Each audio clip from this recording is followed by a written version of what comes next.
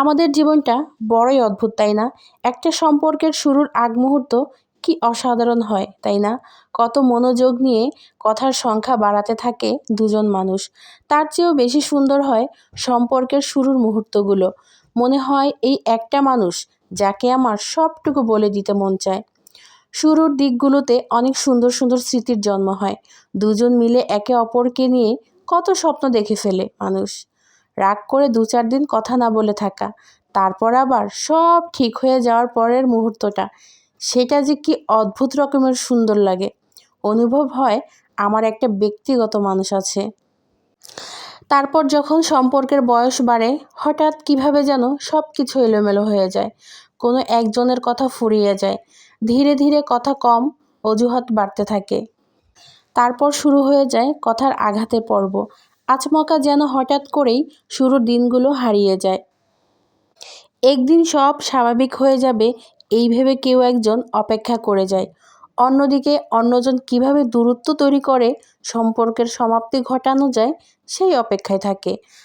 আর এই শেষ সময়ে কোনো একজনের জীবন পুরোপুরি বিষাদময় হয়ে যায়। মানুষগুলো অনেক অদ্ভুত। কাছে আসার জন্য কত বাহানা, কত অনুরোধ। তারপর যখন কাছে আসার অনুমতি পায়, তাদের আগ্রহ কমে যায়। একটা সময়ের পর দূরে যাওয়ার জন্য মানুষ ছটফট করতে থাকে। কি ভয়ঙ্কর ব্যাপার! সত্যি এই দুনিয়াতে মানুষের চেয়ে ভয়ঙ্কর আর কিছুই নেই। কথাগুলো আপনাদের কাছে কেমন মনে হলো? কথাগুলো কি আসলেই সত্য? আমাদের সমাজে এরকম কিন্তু হাজার হাজার সম্পর্ক আছে, যে সম্পর্কগুলোর শুরুর দিকগুলো অনেক বেশি মধুর ছিল, কিন্তু আস্তে আস্তে সম্পর্কগুলোর মধ্যে তিক্ততা ছড়িয়ে পড়েছে।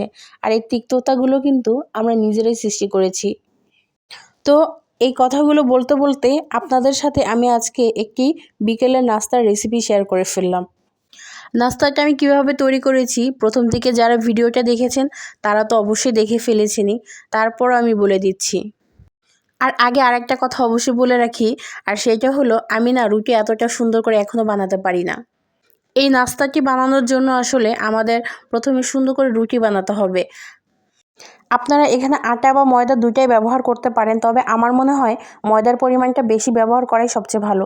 এখানে আমি ময়দার পরিমাণটা বেশি ব্যবহার করেছি। তো রুটিটা বানানোর জন্য প্রথমে হলো আমি ময়দার মধ্যে হালকা লবণ দিয়েছিলাম, তারপরে হলো হালকা কুসুম গরম পানি একটু একটু দিয়ে আর কি রুটি বানানোর ওই ডোটা তৈরি করে নিয়েছিলাম। ওইটা যতটা পারফেক্ট হবে আপনার মানে রুটিটাও সুন্দর হবে, আর এই নাস্তাটা বানাতেও সহজ হবে আর কি। খুবই সিম্পল একটা বিষয়, তবে আমার জন্য কঠিন, কেননা আমি রুটি তো ওরকম সুন্দর করে বানাতে পারি না, এই জন্যই।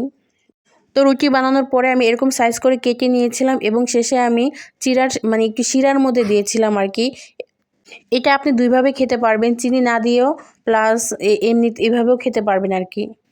আমার আজকের এই ভিডিওটি আপনাদের কাছে কেমন লাগলো? যদি ভালো লাগে একটা সুন্দর কমেন্টস করে জানিয়ে দিবেন। আল্লাহ হাফেজ, সবাই ভালো থাকবে।